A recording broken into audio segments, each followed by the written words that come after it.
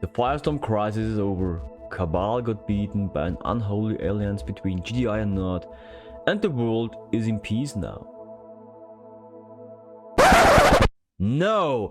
GDI and the Brotherhood are still fighting for the resource called Tiberium, which has a beautiful glow, and, more important, they fight for the control of the remaining civilized, untainted regions. And do you remember Kane's Tiberium missile in the Tiberian Sun campaign? Some asshole has fired them up just before the start of the Tiberium crisis. Maybe that guy loved the beautiful glow too. Whatever. These missiles have accelerated the transformation of the planet into some as yet unknown post-humanity world. Welcome to Earth in the year 2041. Welcome to Fading Dusk. Fading Dusk is a mod for the RTS game Command & Conquer Tiberian Sun, which needs a remaster. EA, if you hear that, please remaster it. Because Kane lives. Whatever, a big advantage what all Tiberian Sun mods have is that the main game got released as freeware, which allows the mod creators to ship the complete modded game as a standalone release. That's super easy for the players. The modders and hackers of the CNC community can do what they want with the game. But back to Fading Dusk. The Earth is still a Tiberium wasteland, and not only GDI and the Brotherhood are claiming their control, also the Forgotten got reorganized after the death of their leader Traitors and Umagan. And if this is not enough, there is also a civil army called City-State Militia, which also trying to gain control. And all main factions have sub-factions too, which promises varied multiplayer matches. And single-player missions too. The mod team have the plan to create a campaign for every faction and, maybe when they have a good time, for the sub-factions too. Sounds like a plan. And for many missions the player will get. Soon.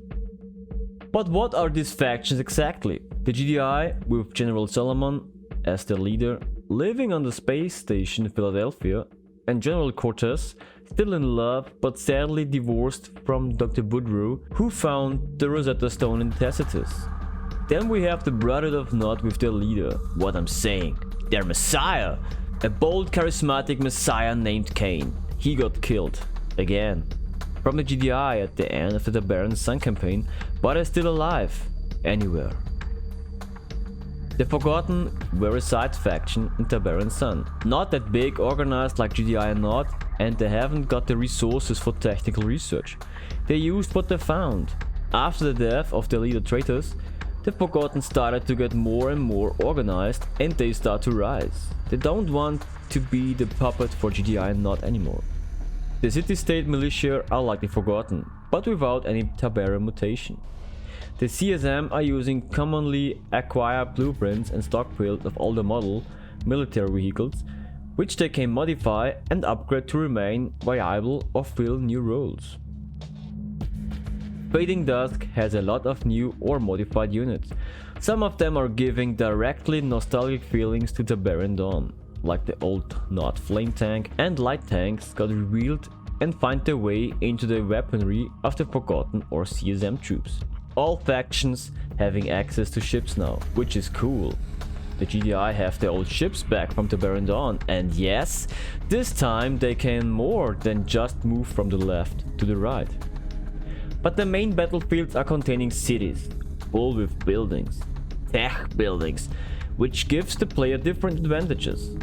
The developers said they want to introduce the player into the tech buildings in the single player missions so they know what they're doing and how to use it. And this point is really cool in my opinion, they also added some civilian buildings which can be garrisoned. Sadly, the Tipson engine doesn't support that like Red Alert 2 does, but the devs added a workaround. Stand an engineer into one of these buildings are marked with white flags. Then you can build an upgrade for the building and apply this on that. It's a powerful defense like in Red Alert 2. The currently available single player missions are hard, and for some of that you need some stinky cheese strategy or a good skill to finish it. I like the idea of the missions. It's a bit different of the standard base building and enemy crushing missions. Fading Dusk have a lot of factions, and the developers have added a lot new assets, which fits good to the original Tiberian Sun setting and graphical style. Anyways, it's a good mod with some nice ideas, and the heat of the developers told me they're already working on a public beta version, which should be available soon. Then all players around the world can explore the Earth in the version of Fading Dusk and try to gain control of it. Thanks for watching the showcase. My name is MarkJFox, and if you enjoyed this video, please make me happy and click on the like button. I also stream Command & Conquer on my Twitch channel. I hope I see you there next time. Battlefield Control offline.